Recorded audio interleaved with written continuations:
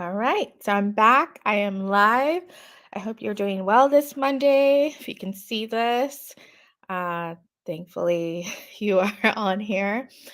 I'm going to be talking about something really amazing today. It's about love languages, but in the context of how we date. And I think that that's important because a lot of us are getting involved with people and we think they're amazing. And then we realize they're not our cup of tea. Um, and what I mean by that is we realize that they are not speaking, our language and in terms of how we want to be loved. And a lot of times we share how we want to be loved with someone else and they're like, "That's not what I want." Have you ever been in that situation where you thought you were doing amazing in this relationship and you're doing all the right things and you're giving them gifts and and you're so excited to be with them and maybe they don't want gifts or you're giving them, all this praise about how amazing they are and how great they are and how beautiful they are, but they don't want that either. They want something else. So a lot of times we project what we want. I love actual acts of service and I love someone who is willing to buy me a gift to show me how they feel about me because I buy people gifts based upon how I feel about them. I put a lot of thought into a gift that I purchase for someone. It's not just some random gift card. I'm doing everything with an intent because I know them and I know what they really want, and that brings me joy. So it's not just I'm saying I want items and I want gifts. Like everybody wants gifts, but it's that intention behind it about something that somebody really wants. So that is how I want to be loved, but that's not necessarily how maybe my partner wants to be loved. So, if that's you, you need to figure out what exactly is their love language. So, that's what we're going to talk about today. So, uh, as we go through this, I might dip the screen off. I might take it on, take it off. It really depends. So, today is really unlocking love, the art of connecting with your perfect match. We all have a perfect match out there. I truly believe that. Um, and we all have to find someone that complements us because we also don't want to be with someone exactly like us because that's boring, right? So, let's go ahead and get started. I feel like I'm going to sneeze, which, happens on live videos. So, what are the love languages? A lot of people have heard love languages, or do you know your love language? This is the actual definition of each love language that people try to discuss probably on a daily basis. So, first off, we have words of affirmation. We are expressing love through our verbal communication. So you're saying you're so amazing, you're beautiful, you're smart, you're talented. I believe in you. You can do it. So those are, it's basically like your little cheerleader. Everybody wants a cheerleader. And some people really, in my opinion, are turned on by having that person that's giving them that boost of confidence through words. Some people like that and some people don't. The second thing that I mentioned are gifts. You show your love through physical gifts. It's how you treat somebody in terms of what you're buying them is how you feel. So let's say someone's like, I always wanted a convertible since I was younger. I wish I had the money for that convertible. And you walk past the convertible and they're just like, that's beautiful. And they don't say anything. And next thing you know, you're buying a convertible in their favorite color.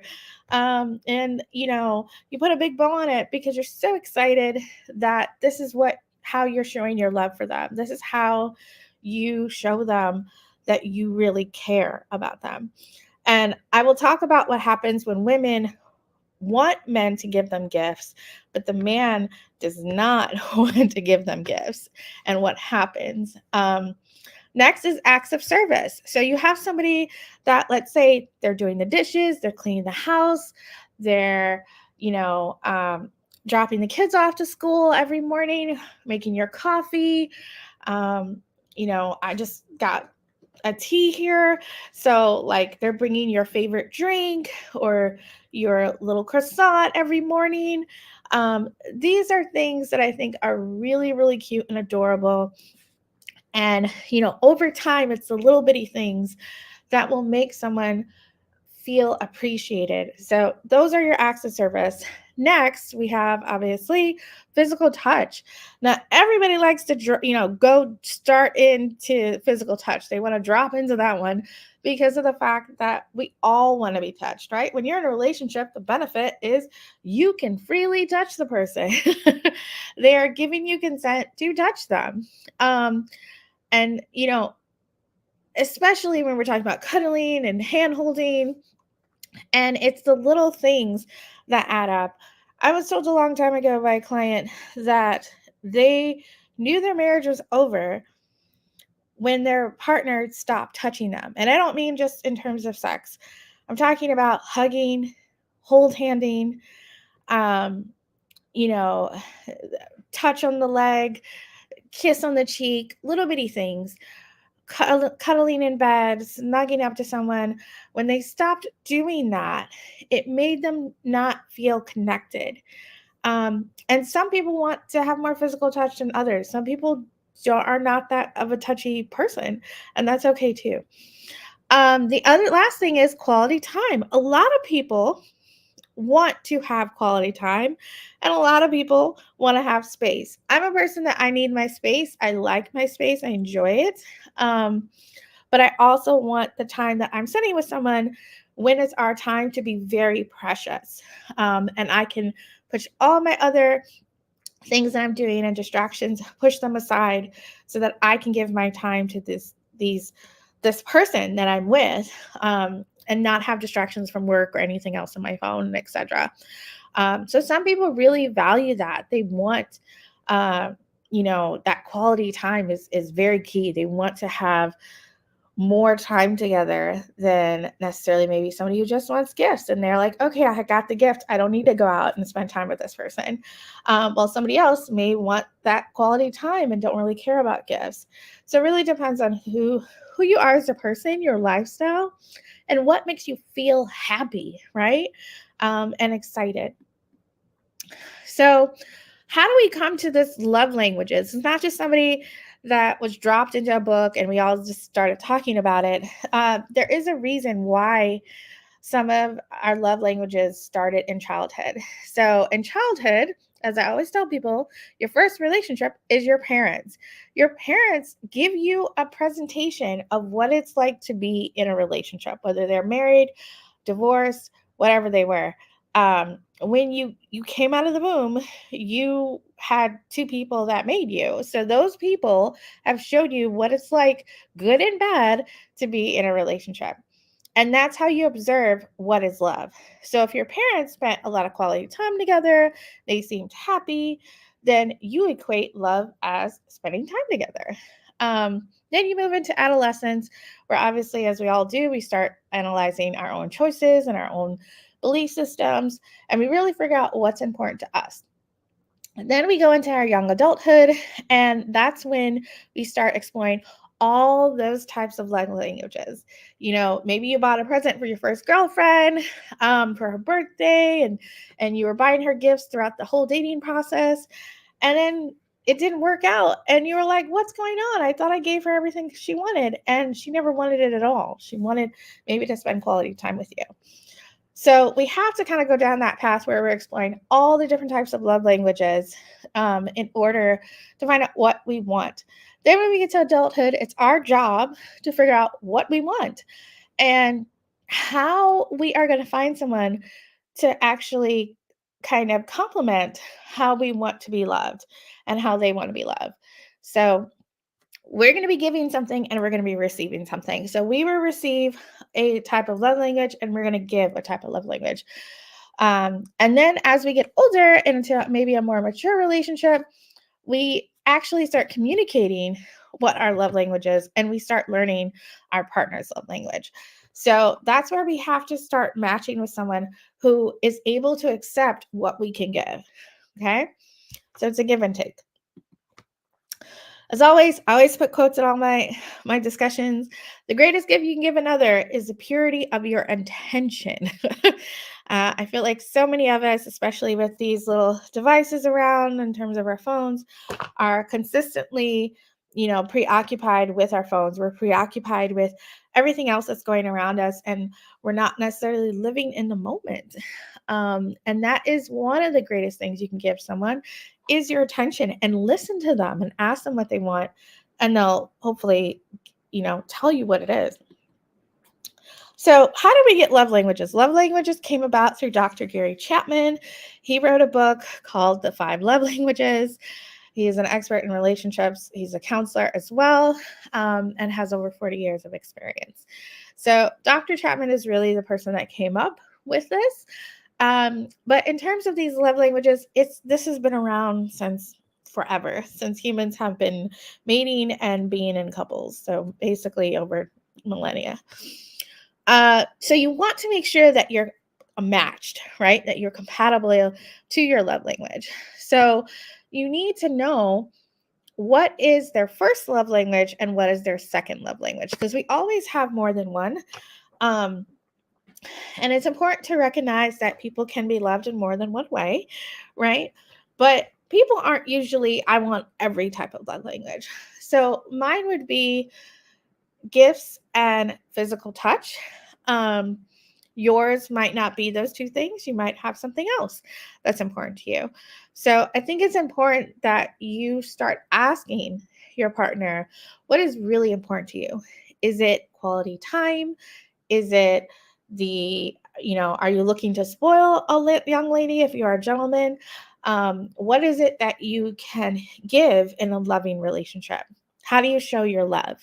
Would be one of the questions I would give my clients to ask if they were single on a date, because it's not at all prying into their lifestyle, but it also gives you enough where if they're uncomfortable with that, then maybe they don't know their love language.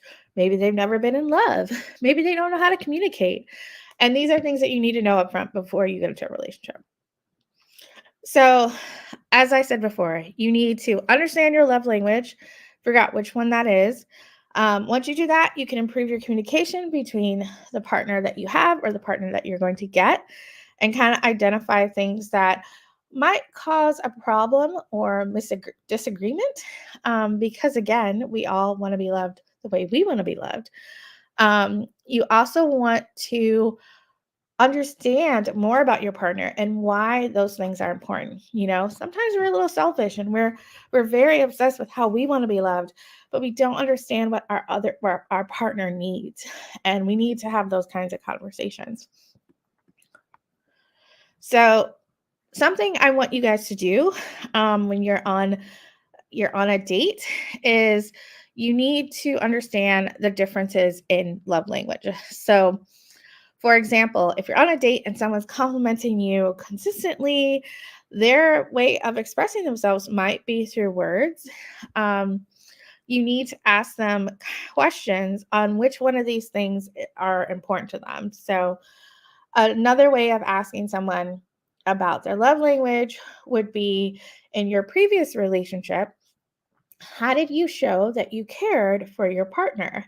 Is there anything that you would change about how you showed your love for that person?